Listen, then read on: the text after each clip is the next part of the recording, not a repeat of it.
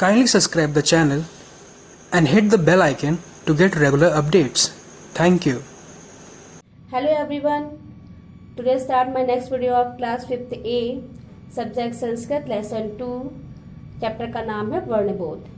तो आइए जानते हैं कि वर्ण किसे कहते हैं। वर्ण भाषा की एक छोटी इकाई होती है जिसे हम अक्षर कहते हैं। अक्षर आप एग्जाम्पल के तौर पे मान लीजिए छोटा, बड़ा, का, खा, गा, घा, ये अक्षर कहलाते हैं। वर्ण के 3 भेद होते हैं। पहला होता है स्वर, दूसरा होता है व्यंजन, तीसरा होता है अयोगवा। तो आइए जानते हैं पहले कि स्वर किसे कहते हैं। स्वर जिन ध्वनियों के बिना यानी कि वो ध्वनि जिसकी सहायता के बिना कोई भी अक्षर स्वतंत्र रूप से उच्चारित न हो वो स्वर कहलाता है। या इस तरह से भी कह सकते हैं जिन ध्वनियों का बिना किसी सहायता के स्वतंत्र रूप से उच्चारण होता है उन्हें हम स्वर कहते हैं। ठीक है, अब आइए जानते हैं स्वर के कितने भेद होते हैं। स्वर के 3 भेद होते हैं। पहला होता है ह्रस्व स्वर, दूसरा होता है दीर्घ स्वर और तीसरा होता है प्लुत स्वर। आप आइए जानते हैं कि ह्रस्व स्वर किसे कहते हैं। जिन स्वरों के उच्चारण में एक मात्रा का समय लगता है उन्हें हम ह्रस्व स्वर कहते हैं। इन्हें मूल स्वर भी कहते हैं। ये 5 होते हैं, अ, ई, उ, री और ली। अब आइए जानते हैं दीर्घ स्वर किसे कहते हैं। जिन स्वरों को बोलने में ह्रस्व स्वर यानी कि ह्रस्व स्वर के से 2 गुना समय यानी कि उनसे ज्यादा समय लगता है उन्हें हम दीर्घ स्वर कहते हैं। जैसे कि बड़ा आ, बड़ी ई, बड़ा ऊ, ए, ओ, औ, ए, ठीक है, री, ये 8 होते हैं। फिर है प्लुत स्वर किसे कहते हैं। जिन स्वरों को बोलने में ह्रस्व स्वर से 3 गुना समय लगता है कि ह्रस्व स्वर और दीर्घ स्वर दोनों मिलाने के बाद भी इससे भी ज्यादा समय लगता है तो वो प्लुत स्वर कहलाते हैं। जैसे कि दीर्घ स्वरों को बनाने के कई कारण भी होते हैं। इनमें ये 8 है, जैसे ओम, ईम, ऊम, री इत्यादि। जब हम इसे उच्चारण करते हैं तो कहते हैं ओम। इसमें ह्रस्व स्वर और दीर्घ स्वर से ज्यादा समय लगता है।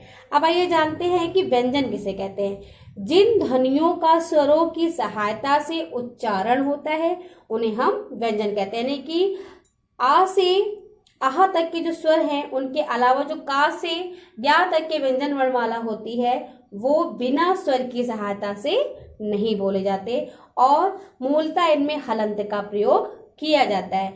व्यंजन 3 प्रकार के होते हैं, स्पर्श व्यंजन, अंतःस्थ व्यंजन और ऊष्म व्यंजन। अब जानते हैं कि स्पर्श व्यंजन किसे कहते हैं। स्पर्श व्यंजनों को 5 वर्गों में बांटा जाता है। इस कारण इन्हें वर्गीय व्यंजन भी कहते हैं। प्रत्येक व्यंजन में यानी कि 5-5 व्यंजन वर्ग हैं तथा प्रत्येक वर्ग का 5वां वर्ग अनुनासिक वर्ग यानी कि जो नासिक यानी नाक से जो बोला जाने वाला वर्ण होता है, अक्षर होता है, उसको दर्शाता है। इन वर्गों का परिचय इस प्रकार है, जैसे कि का वर्ग, चा वर्ग, टा वर्ग, ता वर्ग और पा वर्ग।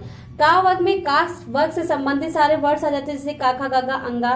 ठीक उसी प्रकार से चा में चा, छा, झा, झा, इया, टा, ठा, डा, डा, अड़ा, ता, था, दा, धा, ना, पा, फा, बा, भा, मा। ये उन वर्गों से ज्वाइंट होते हैं। अब आइए जानते हैं अंतःस्थ व्यंजन किसे कहते हैं। जिन ध्वनियों का मुख के अंदर देखिए मुंह के अंदर अंतःस्थित होकर सरलता पूर्वक उच्चारण के बहुत ही आसानी से उच्चारण हो जाता है उन्हें हम अंतःस्थ व्यंजन कहते हैं। ये शब्द 4 होते हैं, जैसे कि या, र, ल और वा। ये इजली तरीके से बोले जाते हैं। फिर ऊष्म व्यंजन जिन ध्वनियों के उच्चारण में या कह सकते हैं जिन ध्वनियों के बोलते समय मुख में गर्म हवा निकलती है, ठीक है, उन्हें हम ऊष्म व्यंजन कहते हैं। ये भी 4 होती है, श, ख, श और ह। अब आइए जानते हैं अंतःस्थ और उस व्यंजनों का किसी वर्ग में उल्लेख न होने के कारण इन्हें हम अवर्गीय व्यंजन भी कहते हैं। तीसरा है हमारा अयोगवा। अयोगवा किसे कहते हैं। जिन चिन्हों का प्रयोग वर्ण के यानी कि अक्षर के अंत में होता है उन्हें हम अयोगवा कहते हैं। अयोगवा 2 होते हैं, पहला होता है अनुस्वार और दूसरा होता है विसर्ग। अब आइए जानते हैं कि अनुस्वार क्या होता है। अनुस्वार जो ऊपर बिंदी के रूप में जिसे कहते चिन्हित किया जाता है या प्रयोग किया जाता है और इसका उच्चारण हम माँ के रूप में करते हैं कि ऊपर बिंदी लगी हो और उसे हम पढ़ेंगे माँ। जैसे कि लिखे फलम और ऊपर बिंदी फल के ऊपर लगाते तो उसको हम क्या पढ़ेंगे, फलम। संस्कृत भाषा में उसे हम फलम पढ़ेंगे, देवम। ठीक है, उसी प्रकार विसर्ग किसे कहते हैं?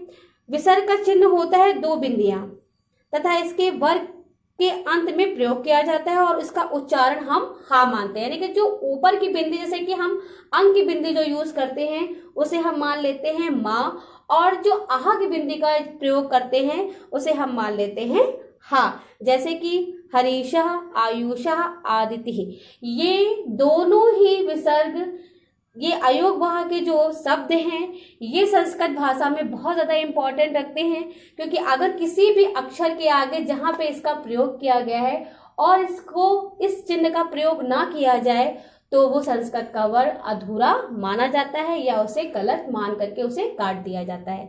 तो ये चैप्टर यहीं से खत्म होता है। Thank you.